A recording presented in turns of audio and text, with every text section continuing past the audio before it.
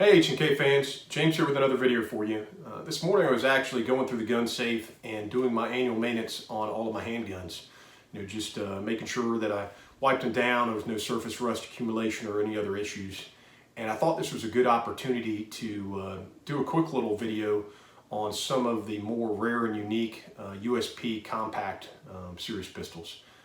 There's not a lot of information out there on these, at least what I've seen scrolling through the internet, so this might be a good opportunity to get a closer look at some of these guns that you may not have even known existed, or that you really wanted to learn a little bit more about. And I'm a huge USP series fan myself, so this is kind of fun for me as well. So why don't you grab yourself a tasty beverage and follow me around to the workbench. So let's start our discussion on these rare USP compact models with an unusual caliber option.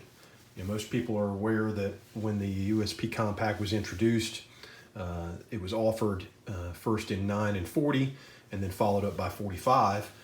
But near the end of the 1990s, with the demand for a 357 SIG cartridge for some of the law enforcement contracts out there, H&K offered in limited capacity that for the USP Compact. And that's what you see here. This one is an AC date code, but you can see the different markings obviously on the slide, as well as the barrel. It's got a different serial number range as well for these. And it is a very impressive cartridge. If you're not familiar with the 357 SIG, really amazing terminal ballistics, especially against barriers. Which is why you saw it adopted by so many law enforcement agencies, especially state troopers who were concerned about being able to shoot through car bodies and windshields, and obviously the Secret Service being the most prominent agency. But a really cool gun. Neat thing about these, other than their rareness and the performance of the cartridge itself, is that if you own one of these, you can convert it to shoot the less expensive and more easily available 40 ammunition just by swapping out the barrel itself. So if you can have a 40 barrel, just drop it in. You can use the same mags, or you can put 40 mags in there, and that makes it great for training, so that you can save a little bit of money on your training and then switch back to 357 SIG if you want to. Obviously, you go the other way as well. If you had a 40, you drop in the 357 SIG barrel and get it running. But these are cool, pretty rare. They demand a little bit more money on the used market, obviously, and this one's in great condition. I put a new set of MEPR lights on it, and then I swapped in most of the match trigger components. So it's got the match hammer, hammer strut, sear spring, trigger return spring, and the light firing pin block springs. This makes a really great carry weapon. The next ones that we'll talk about are the commemorative ones, or the special edition ones that were offered here in the US. And you can see these two here in their nice wooden display cases. The first one is the anniversary edition. So to commemorate the 50th anniversary of H&K, H&K USA offered this special commemorative model 45 compact. And as you can see, it's got a really neat high gloss black finish on the slide, and it says 50th anniversary, 1 of 1,000. So there are only 1,000 of these made. This one's KK date code for 1999. You can also see it's got this nice emblem here, the H&K logo, and a polygonal rifle barrel design, and that matches with the coin that came with each one of them. So that's the same design here. We can read, it says, "In a world of compromise, some don't." And on the back side, 50 years leading through technology. So pretty cool coin to be able to have with the set. It also came with a spare magazine in this nice wooden display case. And each one of the wooden display cases also came with one of these black outer boxes that's got the red logo on there as well. So you want to make sure you've got the full set. Obviously 2 keys for the box and the manual as well. The less well-known of these commemorative models was released shortly after, and that's the H&K USP Compact 40, and this was for the International Training Division. They obviously very well known for providing training and basically being a traveling roadshow for H&K from the 80s through the early 2000s.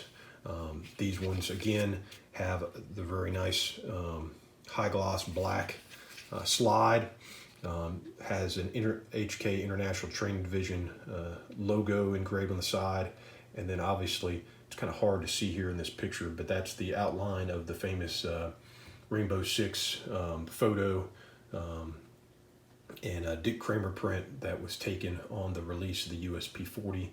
You can see here a picture of that print that I got hanging up here in my office. Very cool.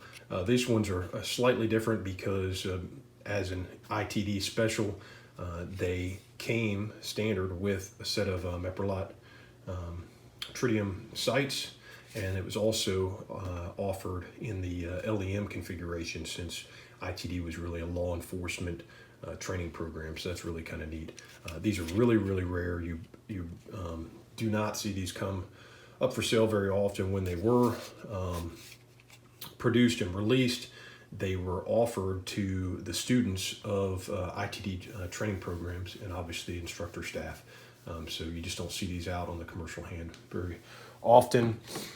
Again, comes in the wooden display case with a spare magazine, and then obviously you've got the challenge coin, again with the same image there from that famous photo and painting, and then on the back side the ITD logo. Very, very cool indeed. And then the last one I'll talk about today is the P10. And the P10 is incredibly rare here in the U.S. because, again, it was never imported for U.S. commercial sale. And though we've seen quite a few P8s and P8A1s being imported through other U.S. importers and sold here on the commercial market, the P10 just isn't one that we see very, very often. Only a few pop up here and there, and usually those that come in are used guns that they've gotten somewhere from a European market and then resold here in the U.S. So this one, obviously the original hard box, and this one is brand new, and you can see it's got the test target, comes with 2 mags, really neat pistol design. And basically it's the German police issue version of the USP Compact in 9mm. It was introduced in 1997 for specific police contracts over there in Germany, and they had slight modifications over the standard USP Compact 9mm, which most people aren't really aware of. Obviously, externally, what you can see is it has the spurred hammer instead of what we normally see on the USP Compacts of a bobbed hammer design. And the spurred hammer was because the specific contract wanted the ability for them to manually cock it for single action fire if they wanted to. The other main difference that you'll notice on these guns is the change on the control lever. So most of the USP Compact models that you'll see would be in variant 1, where they are offered with a multifunction lever or control lever here on the side that allows you to have safe in the top position and carry the gun cocked and locked if you wanted to, or fire in the middle position, and then all the way down is decock, and then it pops back up to fire. There was no desire to carry it cocked and locked, so what they did was actually have these designed for variant 3. So there is no up for a safety position. This is a decocker only, so in this position here it is in fire, and when you pull it down it decocks it, puts it back up to fire. So this is a variant 3 configuration. That's what all the P10s came in. Most of the people would wonder why it wasn't set up the same as the P8 and P8A1, where they changed the orientation with fire being up and safe being down with the decock all the way in the bottom, and that was more of a military requirement that wasn't seen to be necessary for transition for police. The other main difference that people ask about is they're aware that the P8, P8A1 uses a standard lanes and grooves type barrel instead of polygonal rifling. On the P10, it has the polygonal rifling barrel. It does not have the same style barrel as the P8 and P8A1. So again, pretty unique and rare pistol. You just don't see these very often here in the U.S. A great one to have in your collection if you're a huge fan of the USP series, or if you you just want some of those unique German military and police issue pistols. Okay guys, I hope you enjoyed the video and that you were able to learn a little bit more about these unique pistols. As always, I'm humbled to share my knowledge and experience with you. If you're looking for H&K service and support or unique training opportunities, give me a shout. That's what I'm here for. Thanks guys.